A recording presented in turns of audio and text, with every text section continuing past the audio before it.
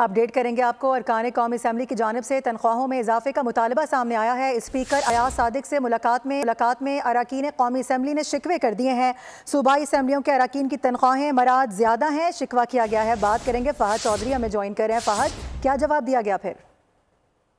जी देखिए, लगता है कि अरकान कौमी असम्बली भी महंगाई में इजाफे से परेशान है। गुज़िश्ता रोज स्पीकर कौमी असम्बली से मुलाकात की अपोजिशन और हुकूमती अरकान ने और मुतालबा किया कि उनकी तनख्वाहों में भी इजाफा किया जाए। अरकान ने सरदार अयाज सादिक से ये मुतालबा किया कि तनख्वाहों में इजाफे के लिए स्पीकर्स कॉन्फ्रेंस की जो सिफारिशात थी उन पर अमल दरामद किया जाए, और शिकवा किया कि इस वक्त सूबाई असम्बलियों के अरकान की तनख्वाहें और मराद हमसे ज्यादा है। हाल ही में पंजाब असम्बली के अरकान की तनख्वाहें और मराद भी बढ़ाई गई हैं, और अरकान ने कहा कि इस वक्त एक रुकन की तनख्वाह और TADA कमोबेश 2,18,000 रुपए माहाना बनता है, जिसमें अखराजात पूरे नहीं होते। और जराये का कहना है कि स्पीकर कौमी असम्बली ने यकीन दहानी करवाई कि वो वजीर आजम और वजीर खजाना से इस मामले पर बात करेंगे, और कौमी असम्बली सेक्रेटेरिएट से भी उन्होंने शोबा अकाउंट से बजट की तफसीलात तलब कर ली हैं। और इस हवाले से अगर कोई फैसला हुआ तो इसके लिए कानून साजी की जाएगी और एक बिल पेश किया जाएगा कौमी असम्बली में, और उसकी मंजूरी के बाद जो है तनख्वाहों में इजाफा होगा। ठीक है फहद, बहुत शुक्रिया आपका।